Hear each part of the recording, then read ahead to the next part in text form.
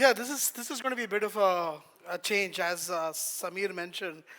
I've been coming to some the 3i events now for the last, I don't know, 3 years or so. We've really not done much with healthcare, right? And we've done some parts of healthcare, but we've really not done much with pharma healthcare, the pharma life sciences. So when we started talking about, let's do a session, one of the first things we spoke was maybe what we do is we start off with, let's say a broad art of the possible, right? So that people understand what are the different things that we possible with AI in the life sciences space. So for those of you that already know that, a little bit of the repetition, right? And then we move into what's not working today, right? And then to keep with the theme for GCCs, I would like to close with, where GCCs are today, with respect to adopting AI in healthcare, and then what can they do differently? What can they do better, right? So that's kind of what the brief 10 minutes is going to be about, right? So it's only going to be 10 minutes, lunch after that, so stick with us here, right? Very quickly, to get started, I want to start with, as we said, a little bit of what is the art of the possible with respect to AI in healthcare, right? So when we talk about healthcare and life sciences, there are three sort of different facets of healthcare that are there, right? The first is healthcare delivery, right? Which are your doctors, telehealth, all of those kinds of things, right? Being able to read an X-ray or a pathology report, right? That's the healthcare delivery part, right? The next you have is healthcare as in drug discovery and development, right? How do you get new drugs out there? How do you develop these drugs? And the third one is the commercial parts. How do you sell, insurance, reimbursements, payouts, right? All of these sort of gets collapsed when we talk about healthcare. Today's session is going to be only about the middle part, drug discovery and development. Now, why is this important? Because, I was listening to Lalit this morning as well. Lalit mentioned a lot of different domains that are coming to India. I think one fact that sort of a lot of people don't know is that the top 10 pharma companies in the world all have GCCs in India, right? Some of them have it in Bangalore, but a large majority of them have them in Hyderabad, right? So 8 of the top 10 pharma companies of the world have GCCs in Hyderabad. And so that's the reason why there is so much effort, so much importance and attention that's been given to this space, right? So where is AI leveraged in drug discovery and development? Okay. The first part, let's talk about the different aspects. Talk about drug discovery. Drug discovery is where you're looking at developing a new molecule and saying, hey, you know what?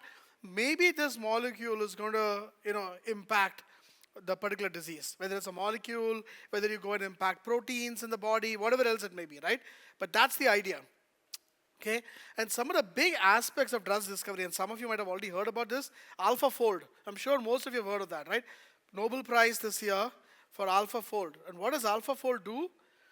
It actually is able to predict a 3D structure of a protein in a weekend. And this was something that used to take months, 8, 10 months to do. We do this over a few hours now. And the amazing part is AlphaFold actually uses generative AI to do this, right? So it's spectacular, right? Pandaomics is where you do disease modeling, right? So AlphaFold tells you about the drug itself. Pandaomics tells you about the disease, right? Major area where you can leverage AI. The second part is early clinical development. So you have a molecule now, but you want to make sure that you want to try and figure out what are the dose levels you should be thinking about. Which patient population should you be thinking about, right? So that's the second part, early clinical development. So you have what we call PK/PD modeling, pharmacokinetics, pharmacodynamics. It tells you what the body does to the drug, what the drug does to the body, all of those kinds of things. It also is something called VBE modeling, virtual bioequivalence. In India, the majority of the Indian-grown drug companies are working in generics and biosimilars. For them, it's a huge thing to be able to say, you know what, I don't have to do an entire study. I can model it and go to the health authorities, and they should be able to say, you know what, this drug works just as well in Indian patients as it does in non-Indian patients, right? So you completely cut out the thing of doing drugs. Clinical trials there. The third one is all the development operations. And the big areas here are things like generative AI, things like digital twins, synthetic data, right? So Samir spoke about digital twins just a little while earlier, right?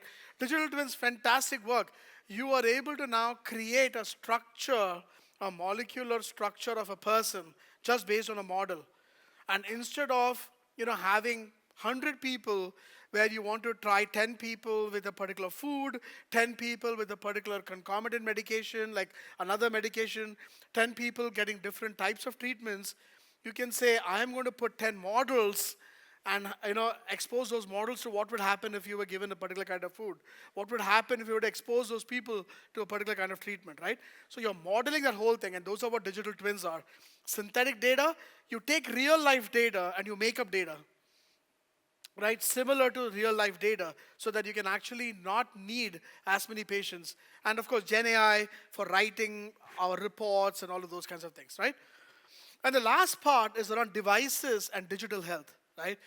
And devices, we're not talking consumer devices. We're not talking about the Apple Watch or the Fitbit, right? Those are fine. That's again on the healthcare delivery side of things. That's not where we're talking. These are devices that basically somebody who's, wants to wear this device, and you figure out whether how much are they scratching their skin when they're sleeping if they're a psoriasis patient. That kind of stuff, which requires a lot of validated models. Yeah. So those are the areas where a lot of work happens in the AI space, right? However, the on-the-ground reality, slightly different. Okay? We have had AI-generated drugs now over the last 4 or 5 years. Most of them have failed in phase 1 or phase 2. Right? It looks fantastic because these drugs were developed using neural networks. Right? The biology does not agree with the neural network at this point. Right? So they come into a human patient and they fail. Right? VBE is getting traction. The Indian Health Authority, as well as other health authorities across the world, are saying, come back, come and tell us you already have patients outside of India or other places in China, outside of China, outside of Japan. You can go ahead and do the models and we'll accept that, right? That's gaining acceptance. But the other biological modeling, still not there yet, right? We can't get away with many of those things. Recently, for the first time, the US FDA has actually come out and said, we want to try and figure out a way in which we can completely remove animals from testing. We'll only base it on models, yeah, which is fantastic, right? All of these are things that will help us to get there, over the hump, right? Most of the operations, when you talk about Gen AI for writing a clinical study report, when you talk about, models for predicting where the patients are, so that you can do your recruitment for clinical trials faster, most of them have not delivered on their ROI. So you talk about a particular model, a particular Gen AI created report, and what ends up happening is that it saves a company about 2 days worth of work of a junior writer. That's about 16 hours of a junior writer. That's all that it saves the company, right? So how do you now say, I'm going to be able to accept the cost of utilizing some of these technologies if the ROI isn't there, right? And that's a problem that a lot of the pharma companies are facing today, right? And finally, the use of devices, fraught with challenges. Devices collect data in a continuous manner, right? So you're putting a glucose monitor, it gives you a glucose reading every 30 seconds, right? All our data, the way the drug development industry, the clinical trial industry is used to collecting data is episodic. Come back after 6 weeks and we'll collect your glucose measurement every 6 weeks. How do you go from continuous to every 6 weeks? What you get in a continuous manner is random blood sugar, right? What you get every 4 weeks or 8 weeks where the drug approvals are done is HbA1c, which is an average over the last 6 months. Yeah? How do you go from random blood sugar to HbA1c? The endpoints are completely different, right? So these are all challenges that have not been addressed yet. And the industry is trying to address some of these challenges, right? So while the art of the possible is brilliant, there have been a lot of issues in actually adopting some of these things. So what can GCCs in India do? And I've been hearing about GCCs for a long, long time. You are going from cost arbitrage to value and all of those kinds of things. The point is very simple. If you're going to have a GCC adopt AI, and that same thing can be done in the US or in India, then what are the folks in India supposed to be doing? Right? What is the additional value that they're going to add over what can be done anywhere else in the world? Right? And that's a really hard problem for us to solve. And I feel that there are three areas that India can really help. Right? One of them is in helping with adding the biology part to the neural networks. Right? So many of us have heard about things like pins on bins, right? Physics informed neural networks, biology informed neural networks, where you're taking a mechanistic model and adding it on top of a neural network, right? Those are the sorts of areas, and India has a wealth of really good scientific talent, except that they're not solving these hard problems right now, right? So Sheena was talking this morning about, academic collaborations. The entire industry is trying to do that. Work with academic institutions and say, hey, can I add a biology, a mechanistic model to a neural network? Yeah. So that's one aspect, correct? In partnership with academic institutions. The second one is continue to look for use cases that really drive the difference in India per se, the workforce in India, which might be different from what happens globally. And finally, it's a lot around adoption, right?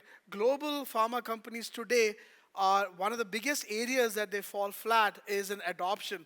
There are tools out there, right? But those tools are not getting adopted by the people. And I think that India has an opportunity there to say, hey, you know what? You have created a new tool. Why don't we try it out here? Here is a group of 50 people. We'll send it out to all the 50 people. We'll try it out, and we'll come back and tell you whether it works or not. And I think that's a really important area where India can really leapfrog, where the rest of the industry is today, right? So with that, time's up. Lunch calling, and I'll stop. Thank you very much for that.